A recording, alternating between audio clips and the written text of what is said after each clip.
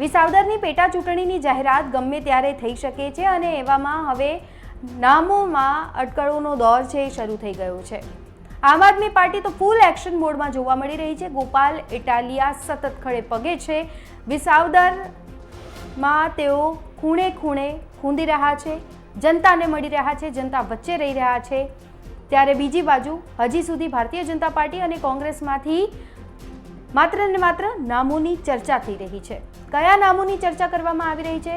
શું લાગે છે કે ભાજપ કોના પર પસંદગીનો કળશ મૂકશે? અને એની સાથે સાથે કોંગ્રેસ પણ હવે તો ફૂલ એક્ટિવ મોડમાં છે, કારણ કે અધિવેશન બાદ એ વાત સ્પષ્ટ થઈ ગઈ છે કે આમ આદમી પાર્ટી અને કોંગ્રેસ છે એ વિસાવદરની ચૂંટણી, પેટા ચૂંટણી છે એ ગઠબંધન હેતુથી નહીં લડે, અલગ અલગ લડશે।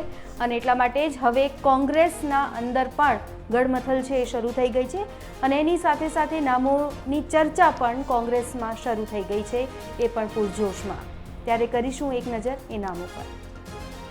કોંગ્રેસ પણ આ બેઠક પર ચૂંટણી લડે તેવા સ્પષ્ટ સંકેત છે, કેમ કે ગુજરાતમાં હવે કોંગ્રેસ પોતાનું સંગઠન પાયાના લેવલથી મજબૂત કરી રહ્યું છે। ત્યારે વિસાવદરમાં પણ કોંગ્રેસ માટે 5 નામોની ચર્ચા ચાલી રહી છે, જેમાં ડૉક્ટર પ્રિયવદન કોરાટ, ભરત અમીપરા, ભાવેશ ત્રાપસિયા, ભરત વિરડિયા અને ભૂતકાળમાં ચૂંટણી લડેલા કરસન વાડોદરિયાનું નામ ચર્ચામાં છે।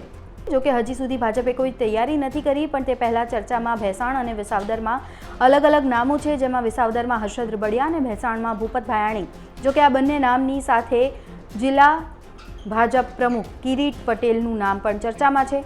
હજુ સુધી ભાજપે આ 3 નામમાંથી એક પણ નામ પર મોહર નથી મારી, પણ ભાજપ વિસાવદર બેઠક માટે એક્ટિવ જરૂર છે, જેમાં થોડા દિવસ પહેલાં જ મુખ્યમંત્રીએ કરોડો રૂપિયાના કામોનું ખાતમુહૂર્ત પણ વિસાવદર માટે કર્યું। જો વિસાવદરથી આપ ગુજરાત તકને નિહાળી રહ્યા છો તો આપને શું લાગે છે, વિસાવદરમાં બીજા કયા કયા નામોની ચર્ચા છે એ પૂરજોશમાં ચાલી રહી છે? આપને કોણ લાગે છે કે યોગ્ય ઉમેદવાર આજ હોઈ શકે વિસાવદર માટે? વિસાવદરની જનતાનું ભલું આ જ ઉમેદવાર કરી શકે છે? આપના શું અભિપ્રાયો છે અમને કમેન્ટ બોક્સમાં જાણ કરજો। અત્યારે બસ આટલું જ, ફરી મળીશું નવી અપડેટ્સ સાથે। ત્યાર સુધી મને એટલે કે સૌમ્યાને આપશો રજા। નમસ્કાર।